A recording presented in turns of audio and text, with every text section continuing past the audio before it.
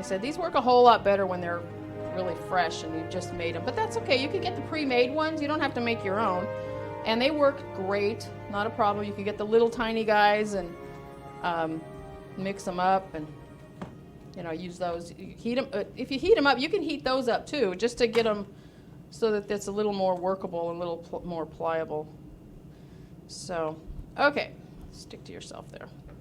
All right. So we get as much in there as we can.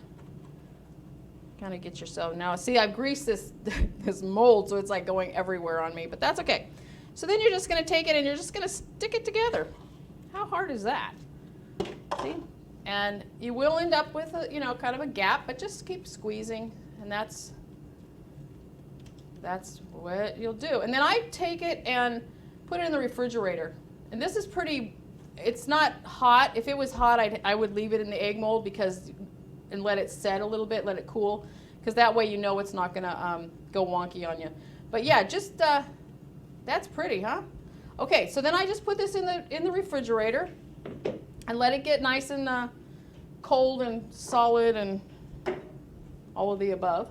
Okay, so here we go. Oh, look, a dragon laid an egg. I can't believe it. I've got one in here already. Okay, well that's awesome. Okay, so what I found when trying to cover this, you know, you're going to use modeling chocolate. Tastes better than fondant, and the chocolate really kind of enhances the Rice Krispies. Everybody loves chocolate and Rice Krispies. So let's go ahead and I'm going to show you what I do next.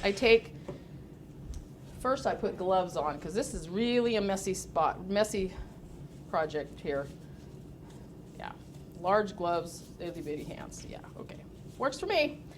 Okay, so let's get some gloves on, because we're going to be working with the white chocolate. And if you have the chocolate, if you've made your own modeling chocolate, like a lot of us do, you may have the green chocolate left over, or because I use the green peels with this to make my green modeling chocolate, and I use the milk chocolate or dark chocolate with the this, and then the white. So you can coat your egg with whichever color, but white works just as fine. If that's what you have, use that, because once you get messy, you may as well just get all three messy at the same time. So, okay, so then I've got the container of, a little bowl of chocolate here, white chocolate.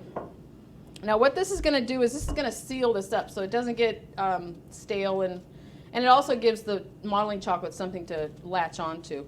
So what I do is I just take it and just dump it in.